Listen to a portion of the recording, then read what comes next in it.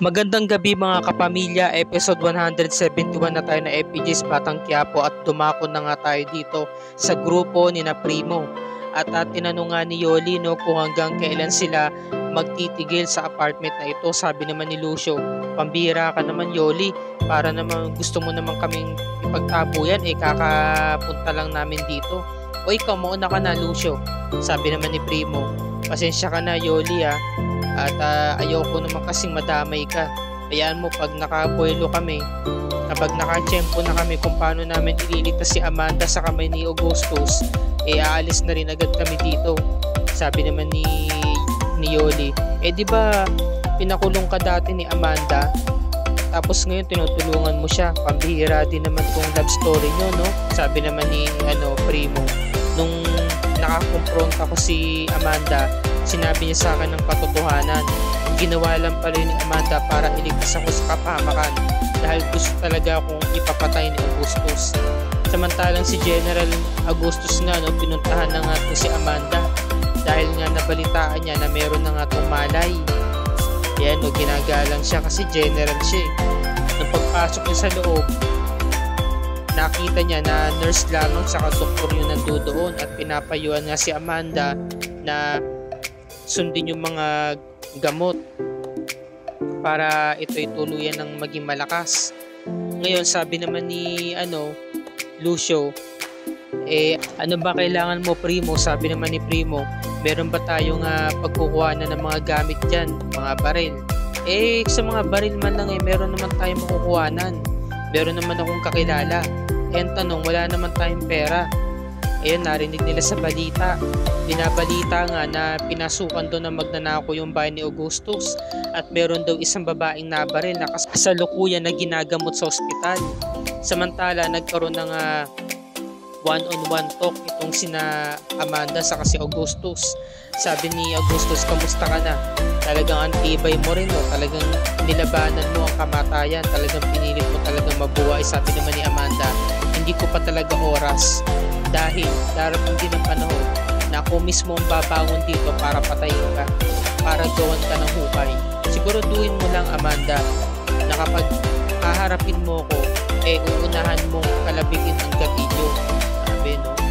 So ito na nga, nag-uusap na nga sila, nagpaplano na nga sila dahil nga alam nga nila na ang ibinalita doon na babae doon na nabaril ay si Amanda, hindi nga lang pinangalanan.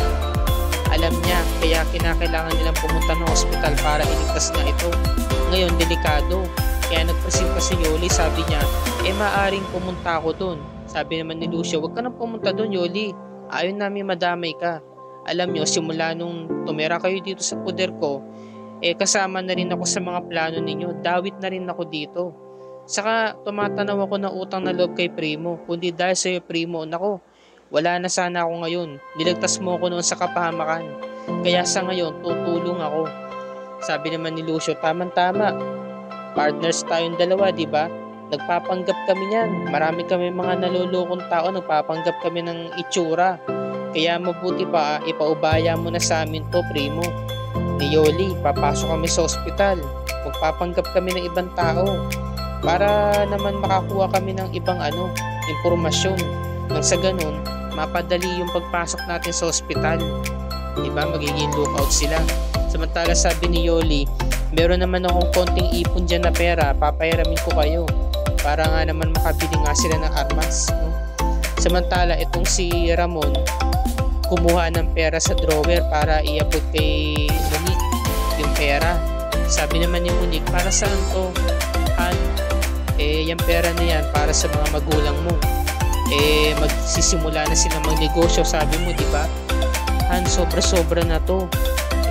Babawasan na lang namin yung pampunan na binigay mo. Hindi. Pag may negosyo sila, kinakailangan maganda at presentable sila. Gagawin mo to para sa kanila. Kinakailangan nyo para naman maging maganda yung itsura nila, di ba? Kapag may kipagharap sila sa mga kliyente nila. Alam mo, Han, maraming salamat matutuwa yun, pangarap nila to. Kaya yung pera na yan, gamitin mo na yan. Mag-shopping kayo, mamili kayo ng mga damit, mga magaran damit, ikaw na ang bahala dyan. Samantala, napakinggan ni Olga yung pag-uusap ng mag-ina. Sabi naman ni Nita, alam mo anak, sobra naman tong binigay ng ng asawa mo. Sabi naman ni Monique, kaya nga po nay, nahiya nga ho ako eh. Hindi ko na alam kung paano siya susuklian. Sabi naman ni Nita, di pagluto mo. Nay, alam mo naman yung luto ko, hindi naman masarap, di ba? Alam mo, pinagluluto ko yung tatay mo, kaya nga nagiging okay kami kapag nagkakaproblema kami. Dumating na nga tong si Marsing kasi nakahanda na para sila bumalik ng Quiapo at magpautang na nga, di ba? Sabi naman ni Monique, tay, saan ang punta natin? Di sa Quiapo, babalik tayo doon. Sisimulan na natin ang negosyo natin. Sabi naman ni Monique, tay, nay, pinaubaya kayo sa akin ni Albert mamimili po muna tayo ng mga damit para meron kayong mag-arang isusuot kapag harap tayo sa mga kliyente. Sabi naman ni Nita, tama para naman magmukha tayong tao, para kakaiba yung datingan natin kapag umarap tayo sa mga tao sa Quiapo. O tara na, umalis na tayo. Sabi naman ni Monique, sige tayo, pasok na kayo sa loob, ako na po sa gitna. Mamili na po muna tayo ng mga damit.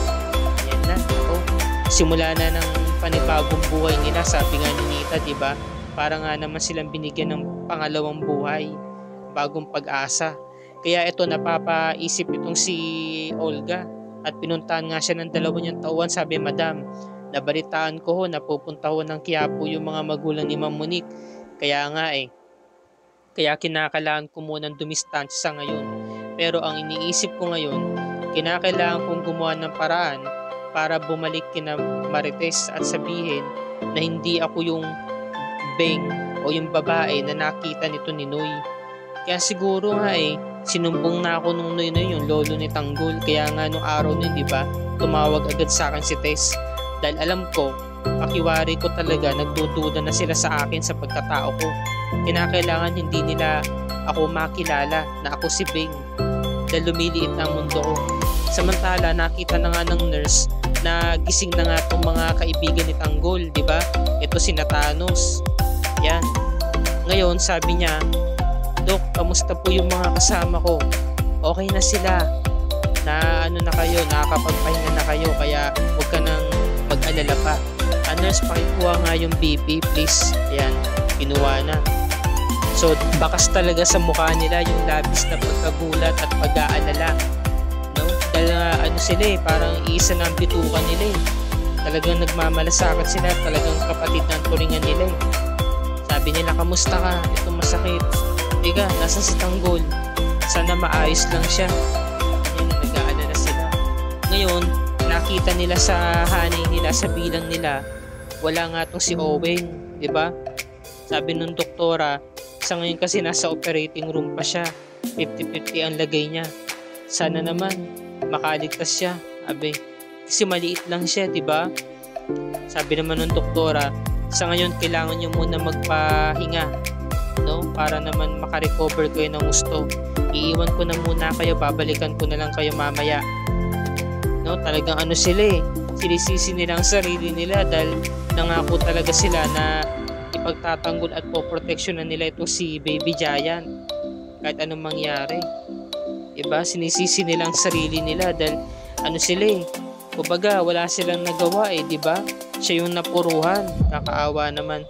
Samantalang si Warden, pinuntahan na ngayon doktora para ibalita ni doktora na okay na yung mga kampo nito ni Tanggol.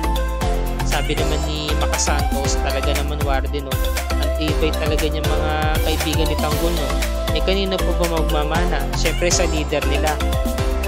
Dok, diba meron pa akong isa pang pasyente na dinala sa iyo kahapon? Kamusta na? Ayun po, nasa ER na. Okay na po siya. Tapos na po operahan. So, yun na, pinupuntahan na nila itong si Baby Giant. Yan na. Habang walang malay, kinakausap nila, sabi ibang klase rin itong maliit na to Sabi ni Makasantos, iba talaga mga tropahan nito ni Tanggol. Antitibay talaga ng mga batang Quiapo. Mga batang Quiapo kasi, sabi naman ni Warden, alam mo, hindi talaga gugustuhin ni Chief Espinas na magkaroon pa ng kaguluhan sa selda. Alam ko, babawian din to ni Nabong. Oras na makabalik sila sa selda. Hindi rin magtatagal yan. Ngayon, gagawin natin ang paraan para hindi na ito maulit pa. Pinuntahan nila si Bong, ayan, para ibalita nga kay Bong na wala na itong saysay, di ba? So nagbigay na siya ng ng warning, di ba? Nagbigay na siya ng paalala na wala na nga siyang saysay, kaya nalalabi na lamang yung panahon niya dahil yung grupo nito ni Bong didispatchahin na ni Chief Espinas once na makabalik sila ng bilangguan. Kasi nga nakikiusap pa rito si Bong, sabi niya Warden, hindi naman totoo yun na nagpabaya ako. Nahirapan lang po talaga kami bumuelo dahil yung araw na yun meron pa po palang ka-meeting na congressman ito, si Congressman Sibilia. Ang dami mong bodyguards, kaya po hindi kami nagtagumpay sa mission namin. Sabi ni Warden, wala na, papalitan ka na ng tuluyan ni Chief Espinas. Sabi naman ni Bong, talagang wala na talaga tayong saysay, para lang tayong tinatapon na basura matapos gamitin. Alam mo, pag sa oras na nakabalik tayo ng selda, gagawa na agad ako ng paraan, uunahan na natin sila. Dahil alam ko papatay na rin tayo ni Chief Espinas, wala na tayong saysay sa kanila. So ito na nga, dumating na nga si Ben, pinapasok na. At nagulat itong si Ben, tinanong niya si Tanggol, ano ba nangyari? Bakit pati ako pinabalik? Sabi naman ni Tanggol, kinausap ko kasi si Chief Espinas na wala ka namang kasalanan, kaya nararapat lang na ibalik ka rin dito agad. Ganun ba? So lumapit agad si Mayor, di ba? Si Mayor Celso. Sinermonan niyo yung dalawa, sina Ben sa kasi Tanggol. Alam nyo, kayo talaga yung nag-umpisa ng kaguluhan dito Kaya yan tuloy, 3 araw na nakalak ang ating selda. 3 araw din tayong hindi rarasyonan ng pagkain. Sabi naman ni Tanggol, Mayor, alam niyo naman po na pinagtanggol lang po namin yung mga kaibigan namin, kaya ako po ito nagawa. Samantala, yung mga kaibigan nito ni Bong, nabalitaan nga nila na nakabalik na nga itong si Tanggol at kasama yung Ben. Sabi ng isa, nako, malakas ang kapit siguro kay Chief Espinas. Sabi naman itong isa, kinakailangan na rin talaga nilang gumawa ng paraan. Kinakailangan daw nilang patayin yung si Chief Espinas sa mga iba pang namumuno. Nako, mahirap yung minumungkahi mo.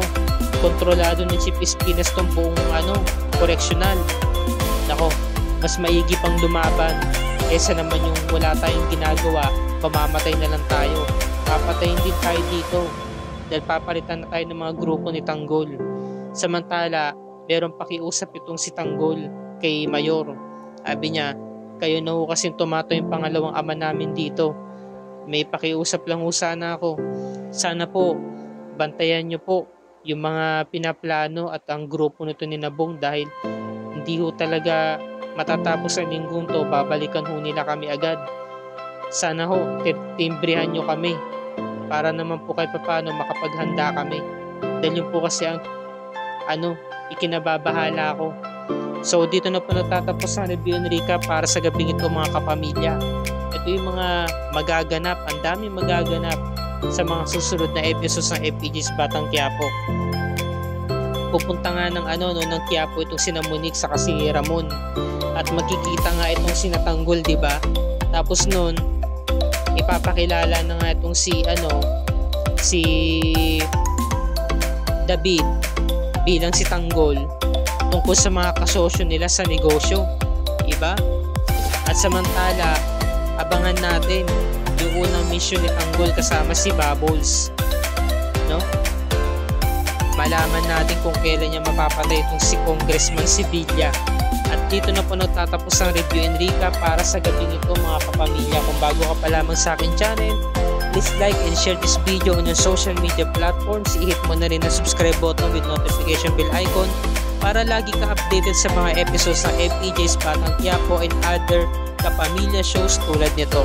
Maraming salamat sa inyong panonood mga kapamilya, and God bless us all.